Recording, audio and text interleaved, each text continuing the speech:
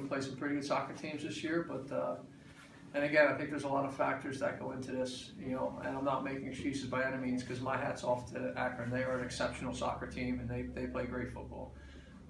Just incredible movement off the ball, very technical, athletic, good size, just in every spot on the field. So just very impressed with them as a whole and as a team.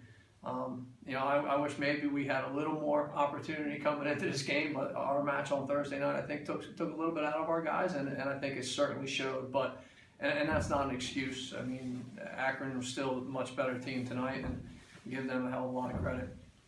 But I'm still very proud of my team. I thought, overall we had a great season, and there was only 32 teams playing in the tournament today, and we were one of them. So. Unfortunately, to go out like this is not your ideal scenario, but I still hold my head up and my chest out, and very, very proud of my guys and what they've done for Rutgers University. When an avalanche like that hits so quickly, I mean, how do you cope? Yeah, it's hard. It's really hard as a coach. You don't want to necessarily just make wholesale substitutions and changes, because quite honestly, those are the kids that got us here, the guys that were out there. You just kind of accept it for what it is. And you try to play with pride and play with passion and some heart. But tonight it was Akron's day. I mean, they were exceptional again in every facet of the game. They bottled us up defensively. I mean, we couldn't get anything going possession-wise. They were getting incredible numbers into the attack, and their movement off the ball along our back line was just something I've never really seen like that before. And I've been in the game in a long, long time. So again, very, very impressed with Akron tonight. What were they doing to Jason Wright?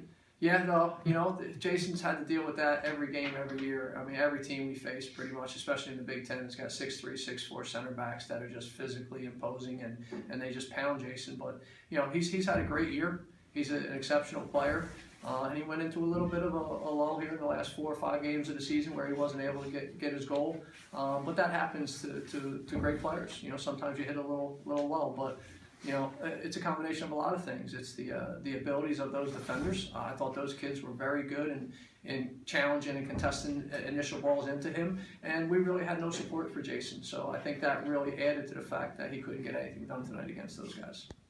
Coach, how tough is it to prepare for a club that has maybe 3 or 4 playmakers that Akron has? Yeah, I mean, Larea and Adam Donigan and number 7 who got hurt early and had to come out, thank God.